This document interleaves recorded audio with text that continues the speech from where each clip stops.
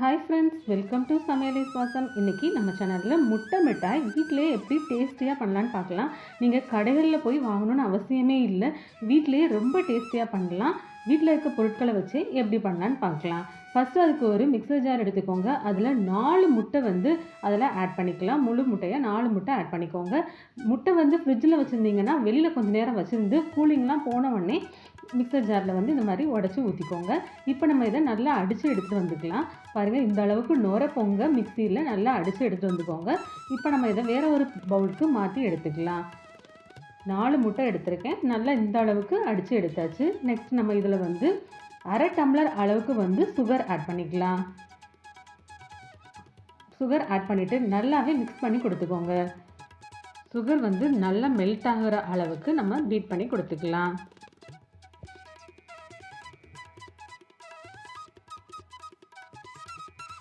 ஒரு 2 மினிட்ஸ் நல்லாவே பீட்டர் வச்சு சுகர் ஃபுல்லாக மெல்ட் ஆகிற வரைக்கும் பீட் பண்ணி கொடுத்தாச்சு.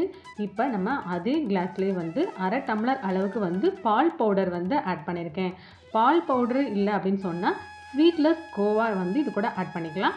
நான் இன்றைக்கி பால் பவுடர் வீட்டில் இருந்ததுனால அரை டம்ளர் அளவுக்கு பால் பவுடர் இது கூட ஆட் பண்ணியிருக்கேன். இந்த எக்கோட பால் பவுடர் நல்லா மிக்ஸ் ஆகிற வரைக்கும் பீட்டர் வச்சு நல்லா மிக்ஸ் பண்ணி கொடுத்துக்கோங்க. கட்டிகள் எதுவுமே இருக்கக்கூடாது.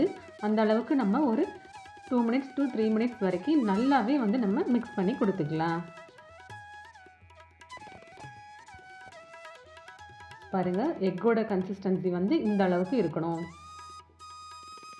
இது டேஸ்ட்டில் கேக் போலவே இருக்கும். ஆனால் நம்ம இதில் எந்த மைதாவோ கோதுமையோ ஆட் பண்ண போகிறதில்ல.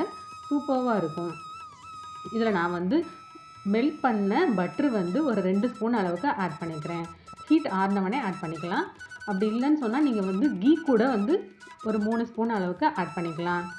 பட்டரை ஆட் பண்ணிவிட்டு நல்லா மிக்ஸ் பண்ணி கொடுத்துக்கோங்க. பட்டர் இல்லைன்னா கீ நம்ம இது கூட ஆட் பண்ணிக்கலாம்.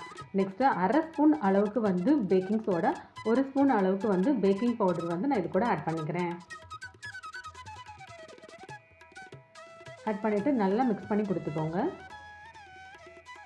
இந்த baking soda baking powder optional தான். நீங்கள் விருப்பப்பட்டால் ஆட் பண்ணிக்கலாம், இல்லைனா அதை கூட நீங்கள் ஸ்கிப் பண்ணிக்கலாம்.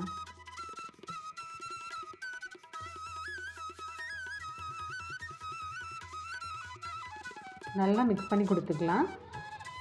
நமக்கு எக் மிக்ஸர் சூப்பராக ரெடி ஆகிடுச்சு. நான் இப்போ ஒரு பேக்கிங் பிளேட் எடுத்துக்கிட்டேன். அதில் பட்டர் ஆட் பண்ணியிருக்கேன். நீங்கள் பேக்கிங் பிளேட் இல்லைன்னா நம்மக்கிட்ட இருக்க சில்வர் பவுல் கூட ஏதாச்சும் எடுத்துக்கலாம். அதில் பட்டர் இல்லைன்னா கீ அப்ளை பண்ணிவிட்டு நம்ம எடுத்து வச்சுருக்க மிக்சர் ஆட் பண்ணிக்கலாம்.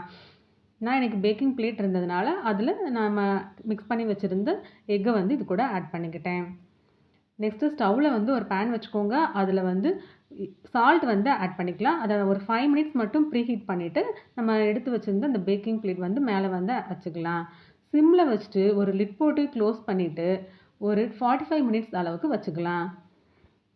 நீங்கள் பேக்கிங் பிளேட் இல்லைனா ஒரு ஸ்டாண்ட் வச்சு நீங்கள் எந்த பாத்திரத்தில் ஊற்றிருக்கீங்களோ அதை அந்த ஸ்டாண்டு மேலே வச்சு எடுத்துக்கலாம்.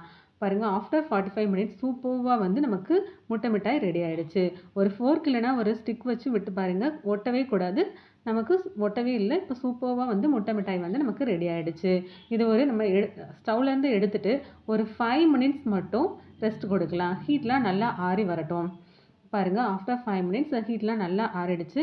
இப்போ நம்ம இதை கட் பண்ணி எடுத்து சர்வ் பண்ணலாம். ரொம்ப சாஃப்டான டேஸ்டியான முட்டை மிட்டாய் வீட்டிலே ரெடி ஆகிடுச்சு. பாருங்கள், நான் இப்போ ஒரு ஆஃப்டர் 5 மினிட்ஸ் கழித்து இதை நான் கட் பண்ணி எடுக்கிறேன். கட் பண்ணும்போதே காலி ஆகிடுச்சு. அவ்வளோ டேஸ்ட்டாக இருந்துச்சு.